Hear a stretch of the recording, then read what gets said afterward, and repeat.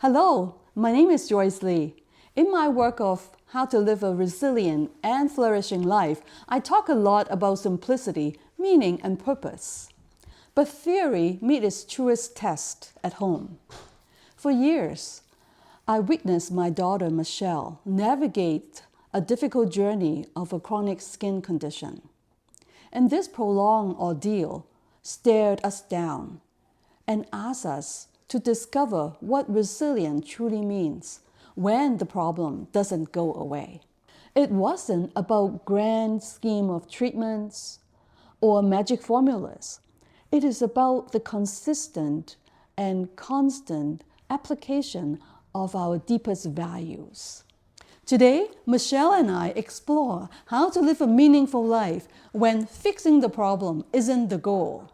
We'll talk about the simple acts of the day-to-day intentional actions, how to find meaning in our struggles, as well as building shared purpose as our goal. This is a chapter of our real-life guide to flourishing. Let's begin. So happy to see you here. Michelle, let's introduce yourself and share a bit about your skin condition and what does that reality looks like for you. Thanks. Hi everyone, my name is Michelle. I'm Joyce's daughter. I have eczema and I also had topical steroid withdrawal. Eczema is an inflammatory skin condition that affects my hands, my neck, my face predominantly.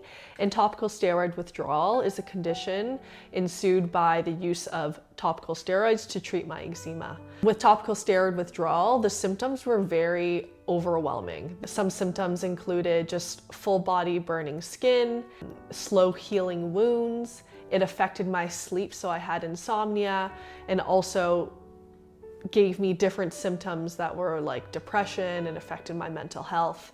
And really it felt like I was losing control of my body.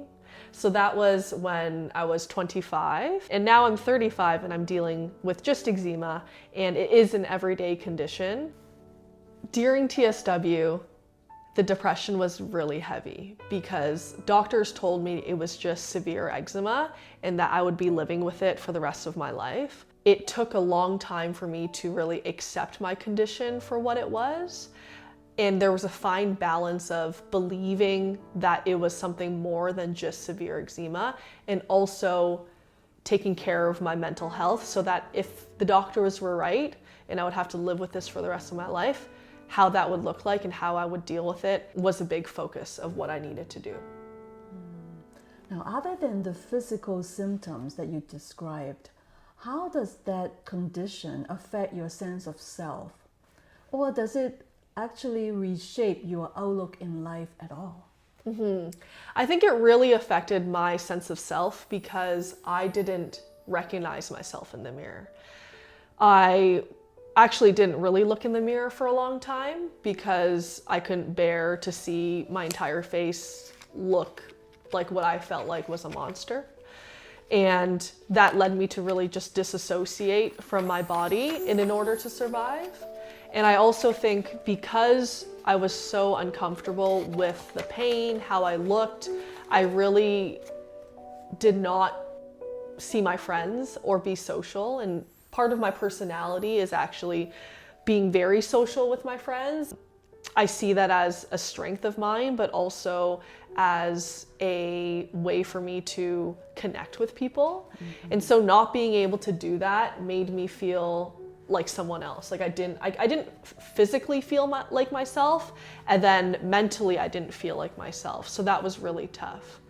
In terms of my outlook on life, I think it gave me this refocus of what was important to me, because very much in like the darkest times, I thought about, like, why am I here? Like, why am I going through this? Why even go through it? I asked myself those questions.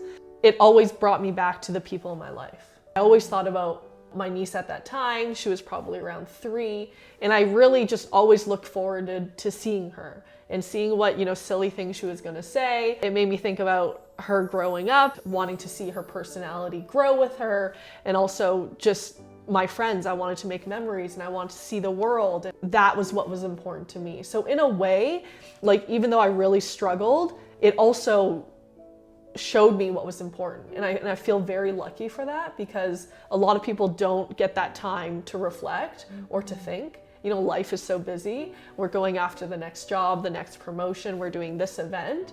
Because I spent so much time just thinking about that, now I try to do that.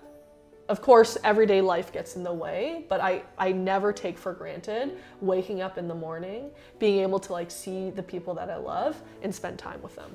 All in all, I think I'm grateful for that. Wow. While you speak, I thought about your childhood. You're always that cheerful little baby that bounces around the hall and talk to grandma, your cousins, your sisters. You're always cheerful and try to cheer people up with your smile. You're such a lover of life. Now with this condition, it took you to a different place. When we talk about bouncing back, it usually means when people say, oh, things will get back to normal. But with your skin chronic condition, TSW, normal changes. How do you still find ways to live your flourishing life in that new reality? My chronic condition, eczema, definitely affects my day-to-day. I, for a long time, resented my eczema. I really hated it. I hated it as a weakness. I hated that I'd have to, you know, accommodate myself. And I really hated when I had flare-ups. And I think a big part of it was sort of accepting me for who I was. That included my eczema. I think the body is so interesting and the body is so powerful. And ultimately, my skin is the weakest link in my body. That when I stress, if I don't eat healthy, if I don't get enough sleep, it shows in my skin. I've learned to accept it. And I've also learned to take that as a signal and take that as a preventative measure for me not to put additional stress on my body. I think a lot of people live their lives and have another weak link that is not as visible. I hated the fact that my eczema was on my face. I still hate it, actually. It makes it really hard to hide what I'm going through. Weirdly vulnerable to have the stress show on my skin. Like, I think on the flip side, because it's so vulnerable for me, I think people are able to connect with me in a way, because I can't hide anything, and so I don't hide anything. Because stress and lack of sleep really affects my skin, I have to manage my lifestyle. I do have a zest for life. I think if I had a choice, I would be out every day, out every night. I would probably try to get minimal amount of sleep. I would do all the things. I would really push it to the limit. And I think I did in my 20s. I really pushed it. But now in my 30s, I'm realizing that I can't have that lifestyle. And again, took me some time to accept it. There are days where I pack my days with activities and seeing friends and staying out late, but I can't do that very often. That's my flourish. Yeah. I really want to live my life in the greatest way. Like, I want to see all the places. I want to spend all the time with my friends and my family. But at the end of the day, I have to take care of my body to be able to do that. So now my life looks like, you know, even this holiday, right? Every other day, I take one day to myself. And I really need it. Oh, I can see you doing that. And like, I had to say no. And sometimes I have FOMO. That's what I need to take care of my skin. And I have to be very mindful of that. Otherwise, it will affect my day-to-day, it affects, you know, my job, it affects my life in months. If I have an eczema flare-up, it lasts for months sometime. I really try to be mindful of that to take care of myself. Thanks for sharing that. What I just heard, Michelle, is that part of you is hating this. You're rejecting it. But part of you is accepting it. Wow. Okay, now let's get practical for a moment. Can you recall a time or think about things that people intentionally try to make you feel better, for example, but it backfires? What is not helpful? And what are some ways that may be helpful for you? Yeah, I think back on, different things people have told me over the years. I really do now believe that people have the best intention. In a time of a flare-up, I'm quite sensitive, emotional. I remember you and we used to do trade shows for kimonos. We used to go to local markets. One time it was the summer, it was like during TSW, and somebody came up to me and asked me if I'd try washing my skin with Lysol. And I just said, thank you so much. Thank you so much for that recommendation. Let me look into it. And so that's always really got me and gives me a laugh. But another time was also at work. I had a very thoughtful boss who's truly so kind.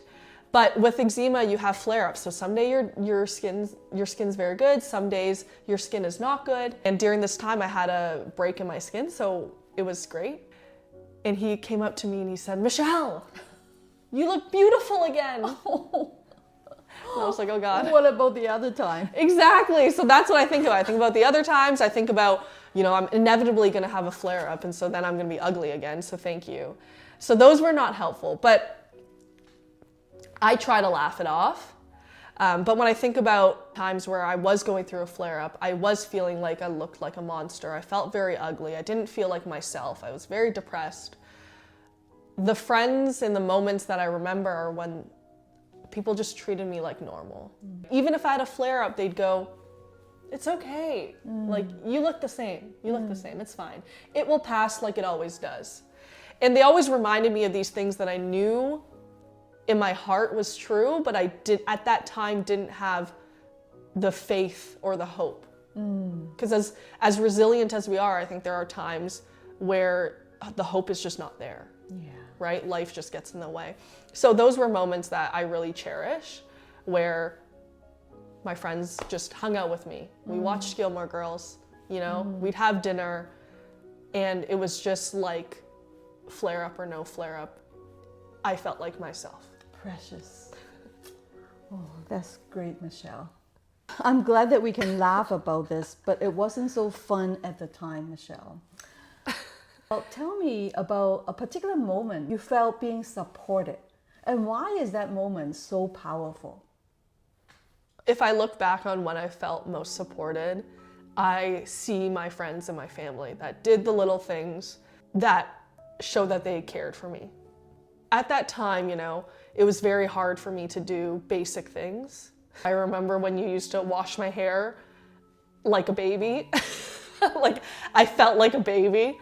She would put my head on her lap and just wash my hair, because at that time it was so difficult for me to shower because it would sting so much. And then my dad would always make me soup. And one time I was at home and I was holding the soup and I dropped it for whatever reason. And normally Dad has a temper, but he didn't say anything, because I think he already knew I was having a hard time. And it was just those moments where it's people showed me grace.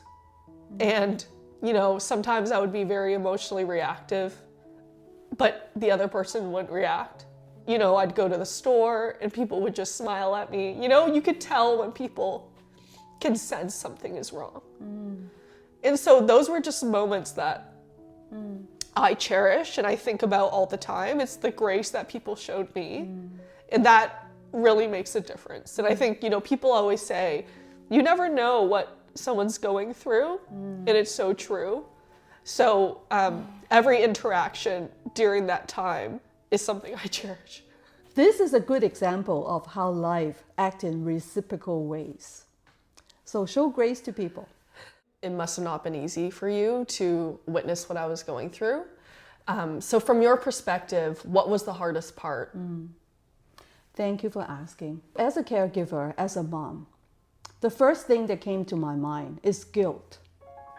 For the longest time, since Michelle was 3 or 4 years old, I remember she loves eating potato chips.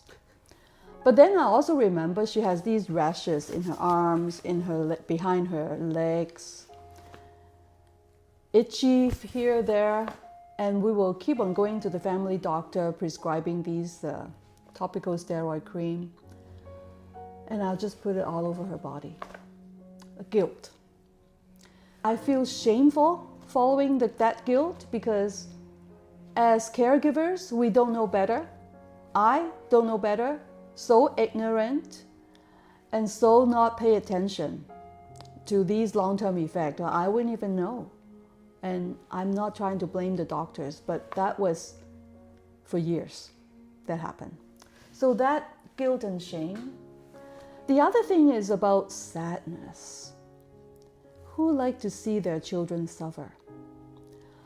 Michelle was bubbly, she has so much going on, and she's such a beautiful young lady, blooming, and yet she has to face that skin problem. It's so hurtful to see her hurt. Not 1 inch of her skin is good at one point.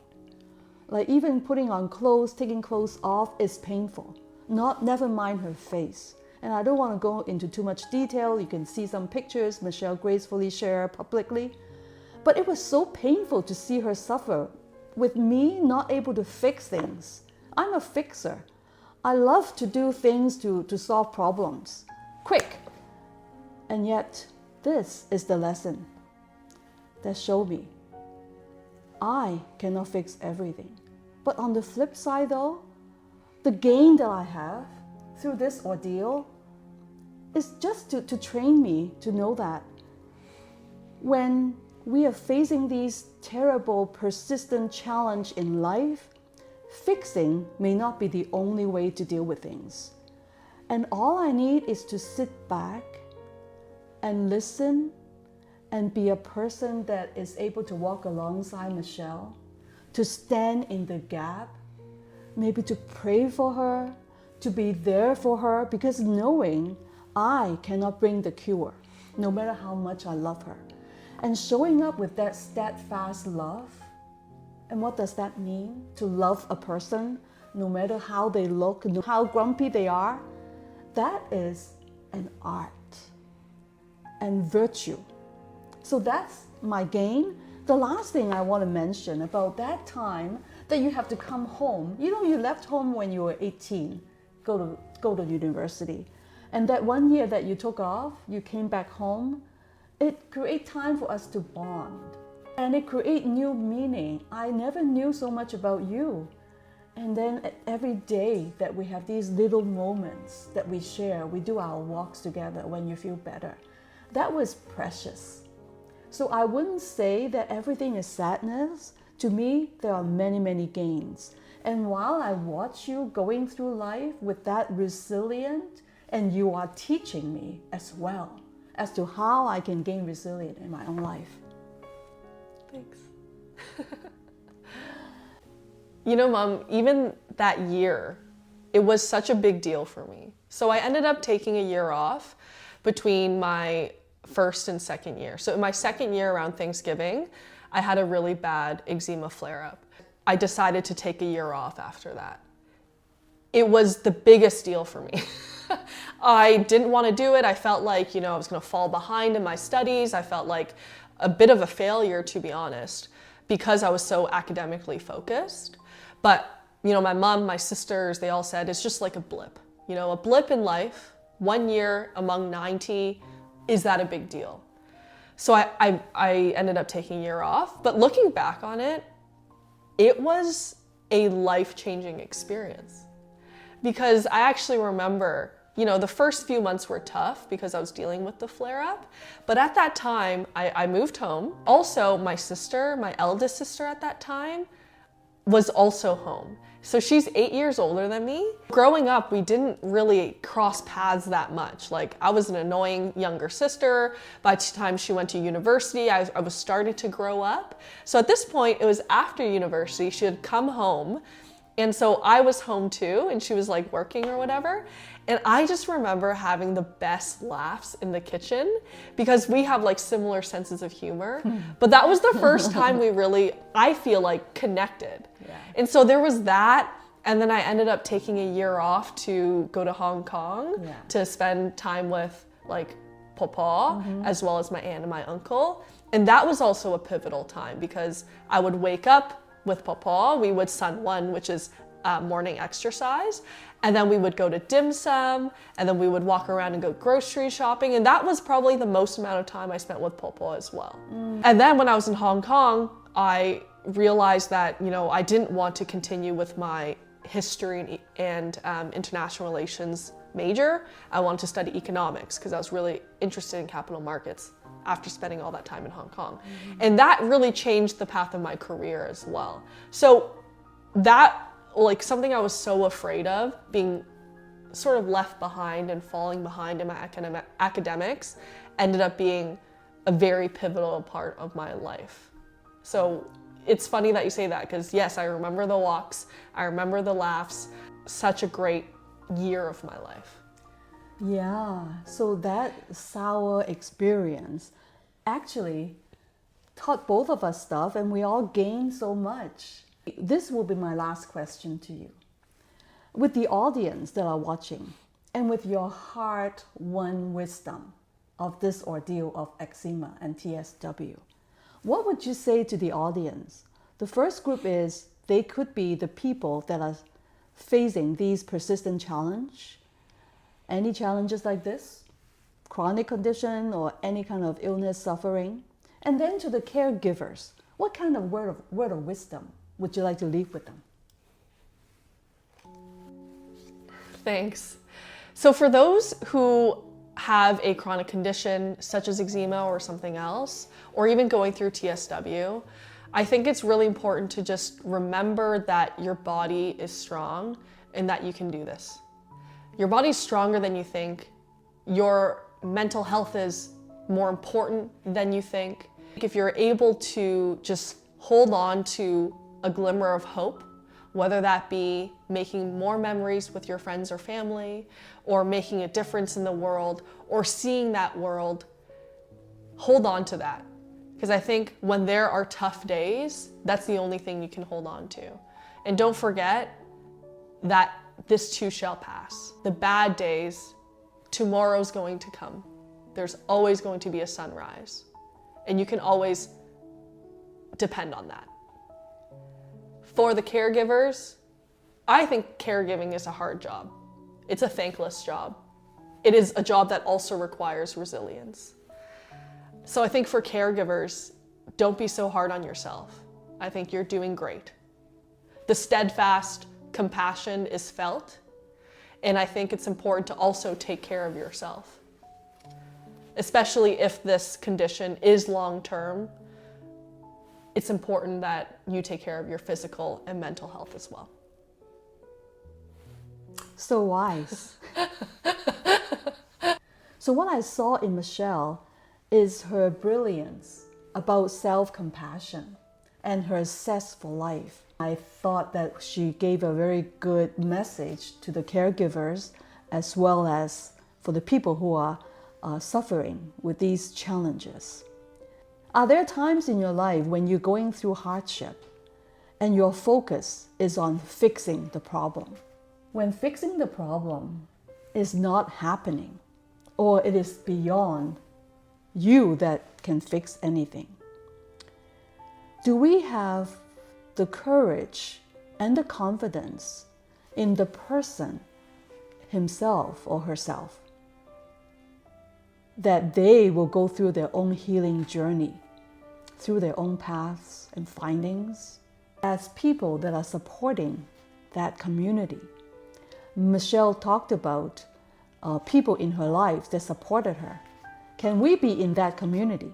So the call to action is, if you are going through a hard time or knowing someone who is going through a hard time, can we be that community to offer support, to stand in the gap, and just being there, offering our steadfast love? And what would that look like for you? Let's reflect on that. If you want to share any insights, please drop us a line in the comments. We'll appreciate it. Thanks for having me, folks.